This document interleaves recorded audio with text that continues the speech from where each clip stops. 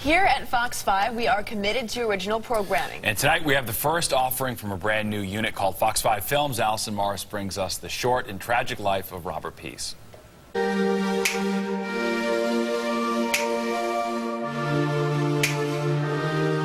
1980, a young man was born to a single mother in a rough area just outside Newark, New Jersey. In 1998, that brilliant young man defied the odds and started his freshman year at Yale University.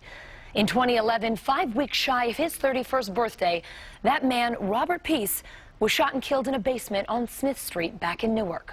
Just 2 years ago, Rob's Yale roommate Jeff HOBBS wrote an award-winning novel about his friend, The Short and Tragic Life of Robert Peace. This is their story. This was where Rob and I lived when we were randomly paired as roommates. Freshman year, we met right up here on the 4th floor on move-in day.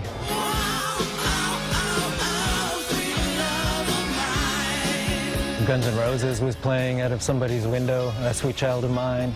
This is where Jeff HOBBS' story with Robert Peace began, on old campus at Yale University in August of 1998.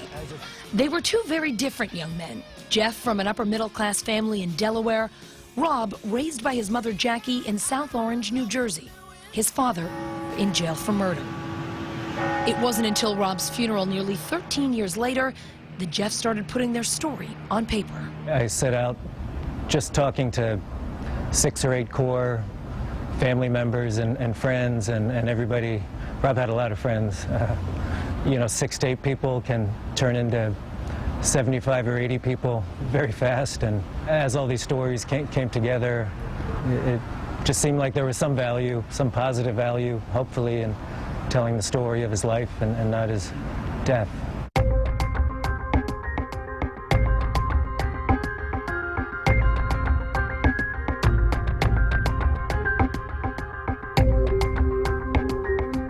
Robert Deshawn is his name. We always call him by his middle name. Well, I remember the day that Sean came home from the hospital back on June 25th, 1980. A little bundle. My sister was very happy. 2 or 3 years old, became very inquisitive about different things that I thought was ahead of his time. He would wait in the window for his dad on the weekends when his father would come to take him out. That all changed when Rob was 7 years old. His father arrested and jailed, accused of killing 2 of his female neighbors. His incarceration a huge hole in Rob's life that he rarely spoke about. I had no idea how much in pain he was over his father, his father not being there. I mean, we always knew, that his father was in prison. We weren't quite sure, not until we became adults, what exactly he was in prison for, but we just know he just wasn't there. Jason DELPECHE met Rob in the 4th grade. Their parents had sent them to Catholic school so they could get a better education. Rob showed brilliance from a young age. We had a circle of geeky, nerdy kids and everything like that, but he was the one that kind of made it cool. He wasn't just like a bookworm. He had a swagger about him. He was really confident, and he had this broad smile. He was a humble person. I really don't think he realized how special, how important he really was.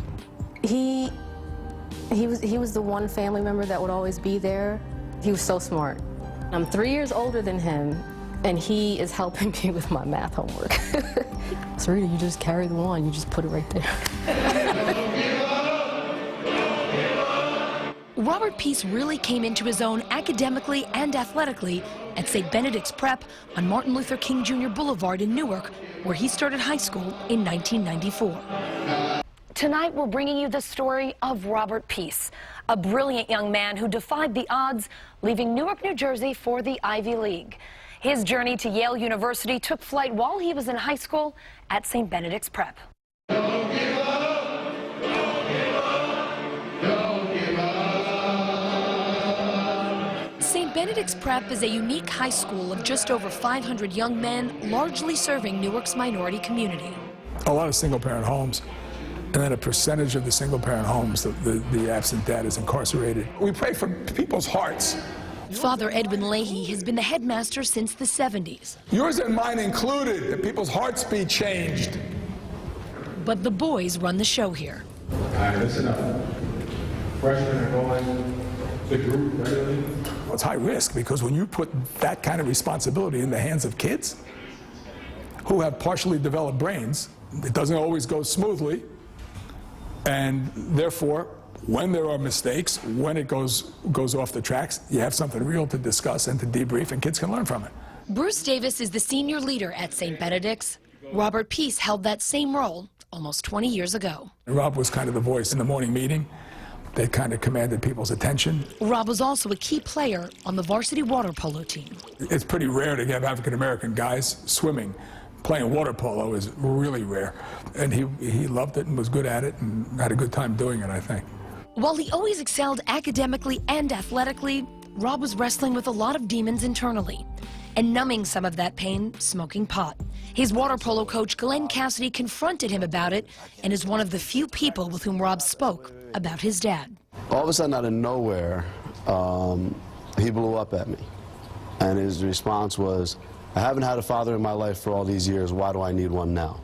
But it was a struggle for him. It was a struggle through school here, not academically, but it was a struggle in other areas of his life that he was always battling these kind of demons, so to speak, that afflicted his heart, and it continued at Yale. Rob applied and was accepted to Yale, able to attend thanks to the generosity of Charles Cawley. Cawley, a St. Benedict's alum and founder of the bank MBNA, was so impressed with Rob's achievements, he bankrolled his entire college education. Charlie was an enormous help to dozens of kids here, and Rob was certainly one of them. In fact, that man that helped him to go to Yale just died this morning. Are you serious? Just died this morning, yep. At Yale, Rob continued playing water polo and excelling academically, becoming so passionate about the sciences that he took up one of Yale's most difficult majors. I think there were only 20 or so people majored in molecular biophysics and biochemistry each year. Rob also turned his marijuana habit into a small business, selling out of his dorm room. There was no decisive moment or anything where you realize your roommate's dealing drugs. Again, it was casual, just a lot of different people coming by to sit, hang out, download their days. That small community helped bridge the gap between the streets of Newark and Yale's castle-like campus. It's Hogwarts. I mean, literally. Like, you're walking up, there's a gargoyle on the rooftop. Ernie Gonzalez met Rob at Yale.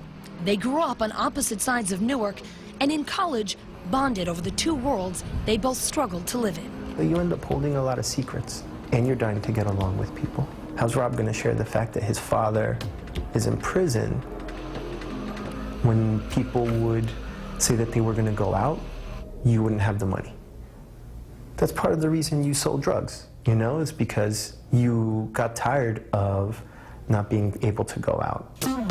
But finances didn't keep Rob from making friends. Diverse friends, athletes, actors, hipsters, international students, people on the dining hall and maintenance staff. If you ever felt like he didn't belong or struggled with that, you didn't see it. He certainly didn't struggle with the work. Rob was tapped to be an LEAHY, one of Yale's prestigious secret societies. But Ernie, now a psychiatrist, believes all of the networking and socializing kept Rob from dealing with the things that were troubling him. I think Rob felt like he had to live up to a certain standard, and he had to be the strong guy. He had to be the popular guy. And I think that that lends itself to just not being able to sort of admit that you have a problem, or that you feel depressed, or that, you know, you struggle with the fact that you can't see your dad, or that, you know, you're dying to graduate so you can give your mom a better life. After college, Rob did go back to Newark, perhaps drawn by that need to give his mother a better life. But he struggled to find his way, returning to St. Benedict's to teach and coach water polo, working as a baggage handler at Newark Airport, even trying real estate, but never giving up the drugs. I had 3 friends. Rob was just one of them who were doing the drug game, and they were all having issues. Just the market in Newark was bad. And the last time I even interacted with him was because he needed money, and I gave it to him. I didn't give it to the other 2 guys, but I gave it to him. He had the best head on his shoulder. Never saw him. Mailed it. Was that the last time you talked to him? Yep. And I should have been a better friend. Oh, I should have been a better friend. I should have reached out to him, but, you know, I was trying to get my house in order. I was in residency at that point. I was in therapy trying to figure everything out, but yeah, I didn't. I wish I had reached out to him. A short time later, Rob was killed in the basement of his friend's home. And that was May 18, 2011. He was over on Smith Street in the basement apartment, and it was a apparent drug deal gone bad, and he was shot. I got up out the bed so I wouldn't wake up my husband. I ran to the bathroom. I closed the door, and she was hysterical, and they shot him, and who? Sean, they shot Sean, he's gone. While the Peace family was stunned, many of Rob's friends and mentors were not. He got involved in this kind of numbing himself, I think, with the marijuana situations. Did you know? Oh, yeah. I mean, we talk about it. We used to talk about it. Oh, we used to talk about it. It's gonna kill you. It's gonna kill you, Rob. It did. Were you surprised, not that he passed, but that he was murdered? No. Not at all. After Rob's death, Jeff Hobbs fielded a lot of tough questions about why he wrote this book. How can you stand there and tell me there's a positive message in the story of a man who had so many gifts and was given so many gifts and died because of some bad decisions? A tough question with a lot of different answers. From my perspective, it's a teaching book. It is a teaching book. And I feel as though that we need to communicate more with our youth and to find out, you know, what's really going on with them. Just to know, like, his story is getting out there. Yeah. There are other Seans in this city, in this county, that need that positive influence, that influence that could reach out to them and say, hey, you didn't have to do that. I just hope that it brings something positive out of a negative. In thinking about what was Rob going through, what was Rob into that he shouldn't have been into, things like that, well, then it can start, and should I have seen that somewhere, well, then I can start to think about what am I seeing in other students that maybe I can recognize as being a similar type of trend. Do you see his life as tragic? Well, it's a tragedy in the classic sense, right? I mean, they have this kind of epic figure with this education and that whose life is cut short. So in that sense, it's tragic. Yeah, anytime somebody's that age loses their life, it's tragic. But I guess what I'm saying, I don't think Rob's tragedy is any greater than the tragedy of the unknown person who gets killed on 11th Street. I think that's tragic as well. The point was just to experience him, his friendship, and maybe, hopefully, be impacted.